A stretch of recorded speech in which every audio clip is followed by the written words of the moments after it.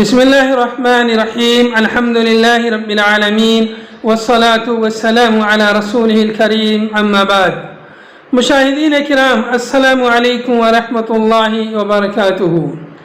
آج میں آپ کی خدمت میں کتاب نعمت المنان سے ایک اہم مسئلہ اعتکاف سے متعلق لے کر حاضر ہوا ہوں۔ مسئلہ ہے مسجد کے امام کے اعتکاف سے متعلق۔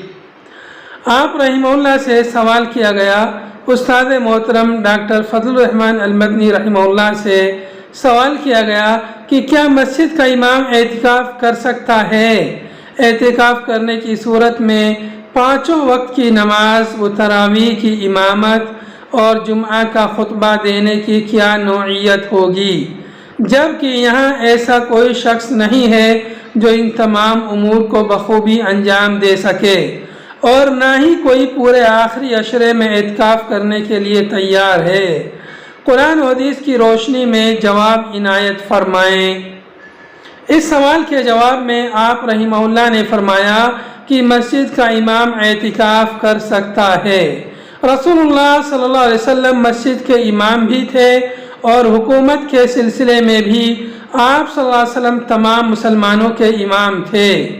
اس کے باوجود آپ صلی اللہ علیہ وسلم نے اعتکاف کیا تو دوسرے ائمہ بھی اعتکاف کر سکتے ہیں، اور اعتکاف کی حالت میں امام 5 وقتہ نماز، نماز تراویح اور نماز جمعہ وغیرہ پڑھا سکتا ہے، خطبہ دے سکتا ہے، وعظ و نصیحت کے لیے تقریریں کر سکتا ہے، کیونکہ کوئی ایسی روایت نہیں ملتی کہ رسول اللہ صلی اللہ علیہ وسلم نے اعتکاف کی حالت میں امامت اور خطابت کے لیے کسی اور شخص کو مقرر کیا ہو، جس سے بظاہر یہی معلوم ہوتا ہے کہ یہ ساری چیزیں حسب معمول آپ صلی اللہ علیہ وسلم خود انجام دیتے رہے۔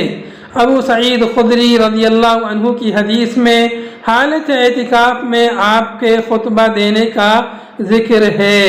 قیام رمضان اور تراویح کے سلسلے میں زید بن ثابت رضی اللہ عنہ کی حدیث ہے کہ ان النبی صلی اللہ علیہ وسلم اتخذ حجرة في المسجد من حصير فصلى رسول الله صلى الله عليه وسلم فيها لياليا حتى اجتمع إليه ناس ثم فقدوا صوته ليلة فظنوا أنه قد نام فجعل بعضهم يتنحنه ليخرج إليهم فقال ما زال بكم الذي رأيت في من صنيعكم حتى خشيت أن يكتب عليكم ولو كتب عليكم ما قمتم به فصلوا أيها الناس في بيوتكم فإن أفضل صلاة المرء في بيته إلا الصلاة المكتوبة متفق علیہ۔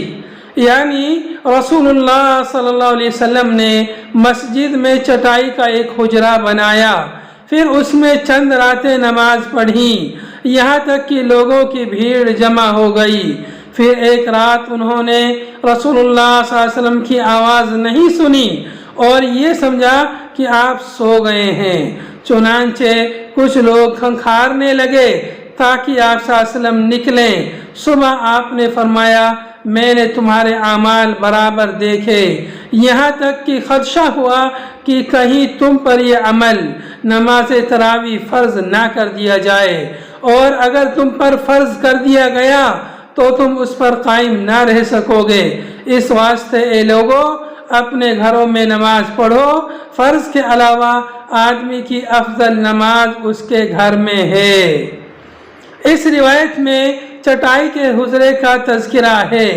اس سے معلوم ہوتا ہے کہ یہ حالت اعتکاف کا واقعہ ہے۔